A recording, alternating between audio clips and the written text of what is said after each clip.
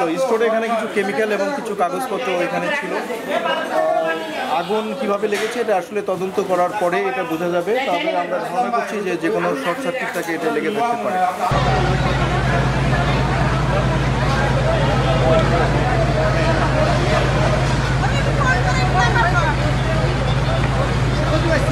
এখন আগুন নিয়ন্ত্রণে আছে, কিছু ক্ষতি হয়েছে।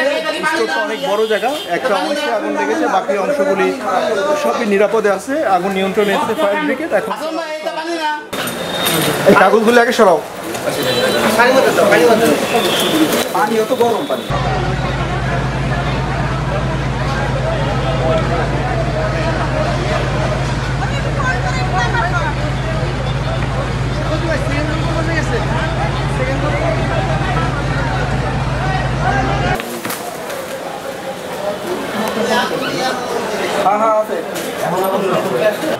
এই হাসপাতালে প্রায় আগুন লাগে, যেটা ডিসি মহোদয় বলছে। মেসেজ পাওয়ার সাথে সাথে আশরাফা এসে আমার গাড়ি আউট হয়, 2টা ইউনিট। পরবর্তীতে আরও একটা ইউনিট পাঠাই এবং পরবর্তীতে আমিও আসি। 4টে ইউনিট আমরা আসছি এখানে। নগদে 500 টাকা বা তার বেশি পেমেন্টে পেতে পারেন ঢাকায় জমিসহ 20 কোটি টাকার পুরস্কার। আগুন লাগার সংবাদ পাওয়ার সাথে সাথে আসার পর দেখা যায় যে এই তালা দিয়ে সবগুলো বন্ধ ছিল। আমাদের লোক তালা কেটে তারপরে ঢুকতেও খুব সমস্যা হয়েছে। সিঁড়ি ব্লক ছিল, সিঁড়িতে আপনার বিভিন্ন ধরনের মালামাল দিয়ে বন্ধ করা ছিল। আলমারি, তারপরে রোগীর খাট, টাইলস, কার্টুন, এগুলো দিয়ে বন্ধ ছিল। এগুলো সরায় তারপরে করতে হয়েছে। আর ভিতরে বেশিরভাগ কাগজ ছিল, কার্টুন ছিল, যার জন্য আগুনে ধোঁয়াটা বেশি হয়েছে।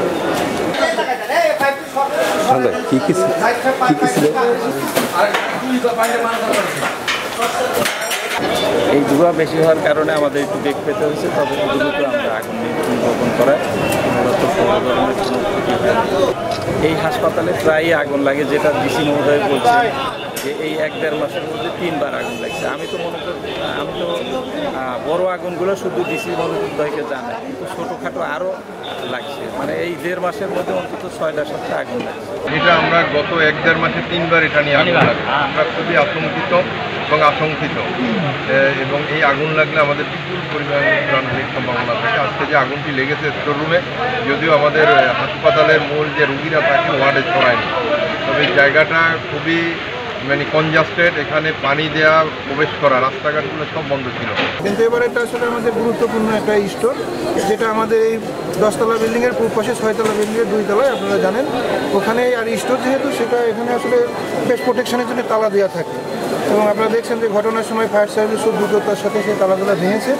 এখন আমাদের ডিজাইনের যে ত্রুটি আছে, সরু সিঁড়ি, এটা তো এখন আসলে দেখলেন যে জেলা প্রশাসক মহোদয় বললেন যে এটা তো আমরা চাইলে ঠিক করতে পারবো না। তো আমরা পূর্ব পাশের সিঁড়িটাকে আমরা সচল রেখেছি, কিন্তু যেটা হয় যে এই আগুন যেখানে লেগেছে এটা এই সিঁড়ির সাইডে। আগুন নিভে গেছে, এটা ডিসি মহোদয় নতুন কমিটি গঠন করেছে। এই কমিটির তদন্ত রিপোর্ট পাওয়ার পরে হয়তো এখানে যে সুপারিশ করা অনুসারে যদি ভবিষ্যতে কাজ করা সম্ভব হয়, তাহলে এটাকে ঝুঁকিটা কমে আসবে।